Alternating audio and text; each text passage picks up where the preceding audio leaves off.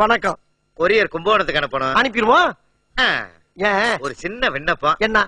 இந்த ஆபீஸோட சீப் யாரு? ஆபீஸுக்கு சீப் நான் தான். உங்க பேரு? கொரியர் கோபு. கும்பகோணத்துல உங்க சீட்ல உட்காந்துருப்பாள அவ பேரு? கொரியர் பாபு. பாபு. உங்க தோப்பனார் பேரு? ஏன் தேவசம் எதுவும் நடத்த போறியா? என்ன அனுப்பையில அவசரமா பேசுறேல?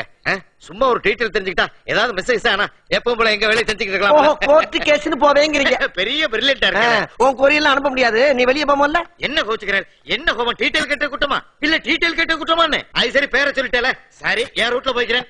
ரேட் எவ்வளவு சொல்லுங்க. 18 ரூபா கொடு. கொடுக்கிறது 18 ரூபா இல்ல 10,000.